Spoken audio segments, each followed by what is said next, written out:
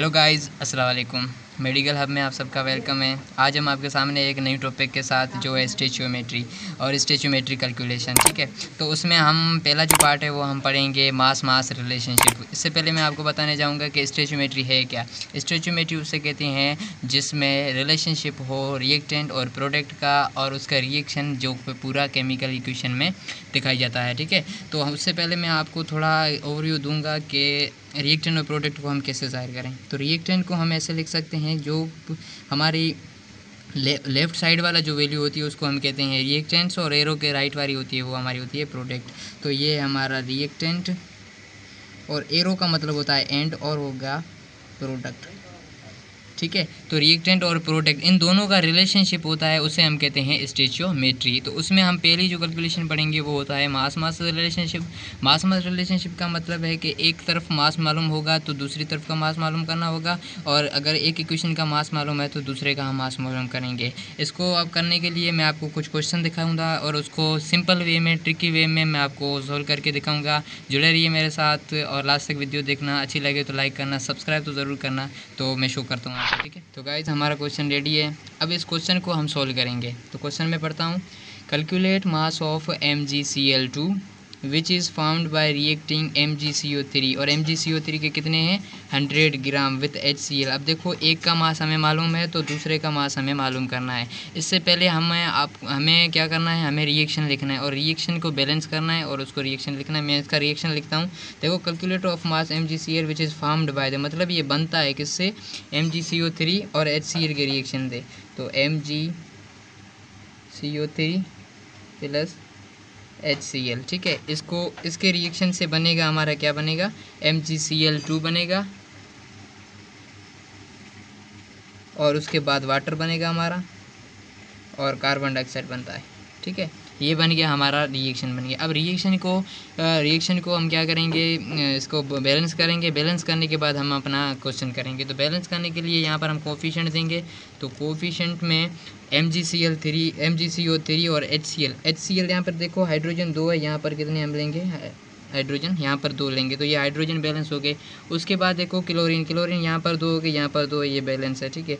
Mg यहाँ पर 1 है, यहाँ पर Mg 1 है, कार्बन और कार्बन यहाँ पर 1 है। ऑक्सीजन देखो, ऑक्सीजन यहाँ पर 1 और ये 2 कितने हो गए, 3 हो गए। तो मतलब कि बैलेंस हो गई इक्वेशन, हमारी इक्वेशन बैलेंस है। अब आते हैं कि रिएक्शन को हम सॉल्यूशन कैसे करें। सॉल्यूशन में हमें क्या बोल रहा है, कैलकुलेट मास ऑफ Mg। देखो मैं ट्रिक में आपको बताऊंगा कि MgCl का मास मालूम करना है, जिस चीज़ का मास मालूम करना है और जो गिवन है वो हम ऊपर लिखेंगे। इसके ऊपर लिखते हैं MgCl2 जिसका मास मालूम करना है, तो मतलब कि x मालूम करना है इसका, ठीक है। और इसका मास होता है कितना है 24, और क्लोरीन 2 मॉलिक्यूल क्लोरीन और Mg इन दोनों का मास होता है 95 ग्राम, ठीक है। ये हमें मास जो हमने निकाला वो नीचे लिखना है, और जो हमें गिवन है या मालूम करना है वो हमें ऊपर लिखना है। उसके बाद MgCO3, अब देखो MgCO3 का मिला हुआ है तो हमें ऊपर लिखना है कितना, 100 ग्राम। और जो हमें इसका मालूम होगा Mg मतलब कि 24 और कार्बन 12 और ऑक्सीजन के 3 मॉलिक्यूल्स, ठीक है, एटम्स, और इन तीनों के मिलकर कितने होते हैं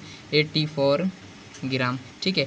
अब देखो ये हमें इन दोनों का ही मालूम करना है, तो मतलब कि इन HCl वाटर और कार्बन डाइऑक्साइड को नहीं छेड़ना है। अब सिंपल ट्रिक यही है, आसानी से इसको कैसे सोल्व कर सकते हैं। इसको ऐसे हमें नीचे उतारना है, 100 अपॉन 84, एरो की जगह पे इजिकल टू देनी है, और x upon 95। By proportion method हम इसको क्या करेंगे, मल्टीप्लाई करेंगे। 95 इसको मल्टीप्लाई करेंगे हम 84 सेम टू सेम, और x की वैल्यू हमें मिलेगी। अब x का इसको आप कैलकुलेट करेंगे तो x का हमारे पास आंसर क्या आ जाएगा, 113.1 ग्राम। और ये हमारा आंसर है क्या, किसका, जो हमें मालूम करना था MgCl2 का मालूम करना था। तो ये जवाब आ गया हमारा MgCl2। तो देखो इजी वे है, बिल्कुल ही इजी वे है, बिल्कुल इजी वे। यहाँ पे मैंने देखो सिर्फ इक्वेशन आपको बनानी है, और उसके बाद आपको क्या करना है, इसका जो ये तरीका आपको देना है, जो गिवन है वो ऊपर देनी है, और जो आपने मालूम की है वो क्या करनी है, आपको नीचे देनी है, ठीक है। तो अब आते हैं सेकंड क्वेश्चन पे, आपको समझ आ जाएगा, ठीक है। इसका आंसर ये आप कैलकुलेट कर सकते हैं। सो गाइज हम सेकंड क्वेश्चन पर हैं, और सेकंड क्वेश्चन को मैं सोल्व करूँगा। उसके बाद आप अपनी प्रैक्टिस करना, और इसी वे को यूज़ करके आप मास रिलेशनशिप कर सकते हो, ठीक है। तो सेकंड क्वेश्चन ये है कि calculate mass of iron which require to oxidize 432 gram of stream according to equation, ठीक है। मतलब कि इक्वेशन में ही आपको बताया गया है कि ये स्ट्रीम है हमारी, जो वाटर है उसको ऑक्सीडाइज कौन कर रहा है, आयरन कर रहा है, और हमारे पास ये बन रहा है, ठीक है। तो हमें मिला हुआ क्या है, कैलकुलेट द मास। मास किसका मालूम करना है, जिसका मालूम करना है उसको आप ऊपर रखेंगे, ठीक है। और इसका जो होगा वो मॉलिक्यूल, जो एटॉमिक मास होगा वो कितना बन जाएगा, 3 कोफिशिएंट देकर हम इसको करेंगे तो 168 ग्राम हो जाएगा, ठीक है। इसको 3 कोफिशिएंट हम इससे मल्टीप्लाई करेंगे, आयरन के मास के 3 कोफिशिएंट मल्टीप्लाई करेंगे, हमारा ये आ जाएगा, ठीक है।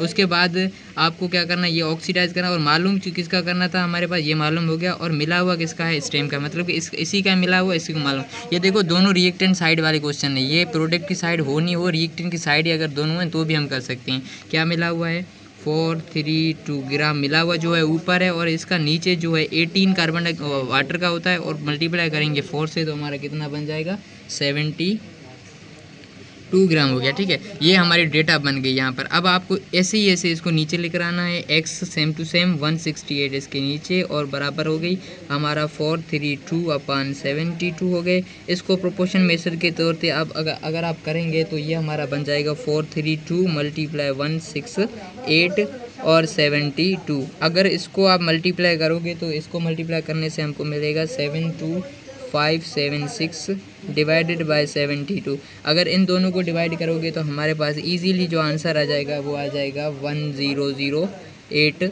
ग्राम ऑफ, किसके मालूम करने थे, आयरन के मालूम करने थे, तो ये हमारे हो गए आयरन के।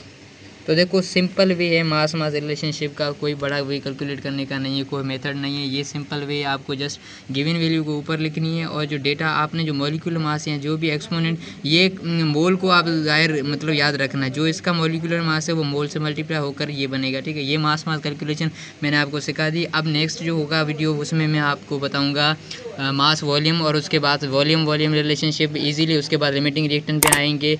Thank you so much for watching. अल्लाह हाफिज़।